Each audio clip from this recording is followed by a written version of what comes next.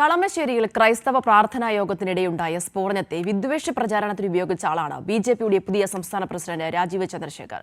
രാജീവ് ചന്ദ്രശേഖർ കൊടും വിഷമെന്നായിരുന്നു മുഖ്യമന്ത്രി പിണറായി വിജയന്റെ അന്നത്തെ പ്രതികരണം. എന്നാൽ ബിജെപിയുടെ തീവ്ര നിലപാടുള്ള ആളല്ല രാജീവ് ചന്ദ്രശേഖർ എന്നാണ് പ്രതിപക്ഷ നേതാവ് വി ഡി സതീശന്റെ കണ്ടെത്തൽ. 2023 ഒക്ടോബർ 29 കളമശ്ശേരിയിൽ നടന്ന പ്രാർത്ഥനായോഗത്തിനിടെയാണ് സ്ഫോടനമുണ്ടായത്. മാർട്ടിൻ എന്ന ആളായിരുന്നു സ്ഫോടനത്തിന് പിന്നിൽ.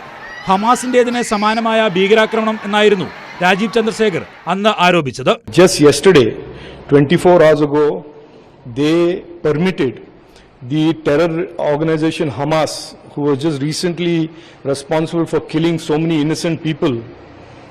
The head of Hamas yesterday was allowed to speak and speak hatefully about jihad, about waging hatred and war against non-believers, etc., etc.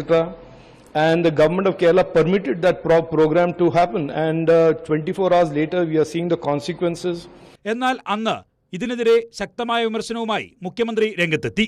വിഷം എന്നല്ല, കൊടും വിഷം, വെറും വിഷമല്ല, അതൊരാക്ഷേപമല്ല. അദ്ദേഹത്തിന് അലങ്കാരമായിട്ടല്ലേ കാണുന്നത്.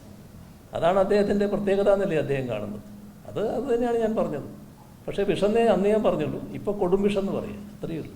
എന്നാൽ തീവ്രവർഗീയ വിദ്വേഷം പരത്താൻ ശ്രമിച്ച രാജീവ് ചന്ദ്രശേഖരനെ കുറിച്ചുള്ള വി ഡി സതീശന്റെ അഭിപ്രായം ഇങ്ങനെ: നമ്മൾ അവരോടല്ലല്ലോ, വ്യക്തികളോടല്ലല്ലോ ഫൈറ്റ് ചെയ്യുന്നത്, നമ്മൾ അവരുടെ ഐഡിയോളജിയോടാണ് ഫൈറ്റ് ചെയ്യുന്നത്. അത് തുടരും. എന്നാലും രാജീവ് ചന്ദ്രശേഖർ അങ്ങനെ ഒരു BJPയുടെ ഐഡിയോളജി ഉള്ള ആളാണെന്ന് ഞാൻ കരുതുന്നില്ല. അതൊക്കെ അദ്ദേഹം ലേറ്റ് എൻട്രികളാണ്, പാർട്ടിയിലേക്ക് വന്ന ആളുകളാണ്. ഇഷ്ടംപോലെ ആളുകൾ BJP ഐഡിയോളജിയുള്ള ആളുകൾ ഇവിടെയുണ്ട്. അവരോടല്ലേ നമ്മൾ ഫൈറ്റ് ചെയ്തുകൊണ്ടിരിക്കുന്നത്. ഉത്തരേന്ത്യൻ വർഗീയ രാഷ്ട്രീയം ശീലിച്ച ആളാണ് രാജീവ് ചന്ദ്രശേഖർ. BJP കേന്ദ്ര നേതൃത്വം സംസ്ഥാന പ്രസിഡന്റായി പ്രഖ്യാപിച്ചതിന് പിന്നിലും ഈ തീവ്രവർഗീയ നിലപാടുകൾ കൂടിയാണ്. കൈരളി ന്യൂസ്, തിരുവനന്തപുരം.